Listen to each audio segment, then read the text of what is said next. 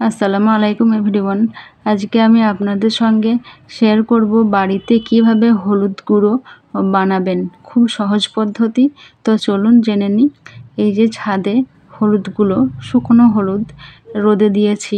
রোদ পেলে হলুদটা ভাঙতে খুবই আরাম হবে। তো আপনারা চাইলে হলুদ সবজি বাজার থেকে কিনে আনতে পারেন, যে বাড়িতে ছাদে রোদে দেবেন। তো রোদে দেওয়ার পর এই যে শিলনোড়ার মধ্যে ভালোভাবে হলুদগুলো ভেঙে নিতে হবে। একটা হলুদ গোটা থাকলে হবে না। তো হলুদগুলো আস্তে আস্তে করে আমার মা ভেঙে নিচ্ছে নোড়া দিয়ে। তো খুব সাবধানে করবেন, আস্তে আস্তে করে, যেন হাতের মধ্যে লেগে না যায়। ভালোভাবে ভেঙে নিতে হবে, আস্ত রাখলে চলবে না। তো এই যে মা আস্তে আস্তে করে হলুদগুলো সব ভেঙে নিচ্ছে। তারপর একটা মিক্সার গ্রাইন্ডের কৌটো নিয়ে এসে সব ভাঙা হলুদগুলো ভরে নিয়েছি। এটা গ্রাইন্ডে পেস্ট করব।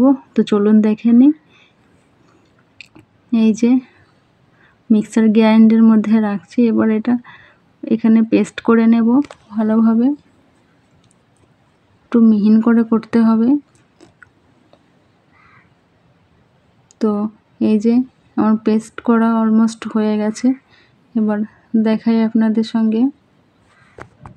যদিও এটা একেবারে হবে না, 2-3 বার করতে হবে, তারপর ভালো হবে। তো এই যে একবার করা হয়ে গেছে, আপনাদের সঙ্গে এটা খুলে দেখাবো কেমন হয়েছে। তো চলুন দেখে নিই। এই যে এরকম দানা দানা আছে এখনো, এটাকে আরও করতে হবে, একেবারে হবে না। তো ভালোভাবে এখনো হয়নি। তো এই হলুদ গুঁড়োটা আমরা এটা চালুনি করে চেলে নেব ভালোভাবে, যাতে ভালোভাবে এটা বের হয়। তো এটা ভালোভাবে চালুনি করে চেলে নিতে হবে। তো এই যে আমি চালুন নিয়ে এসে রেডি করে নিয়েছি। এটা ভালো করে চালুনটাকে মুছে নিয়েছি, যাতে কোনো ধুলো বালি বা নোংরা না থাকে।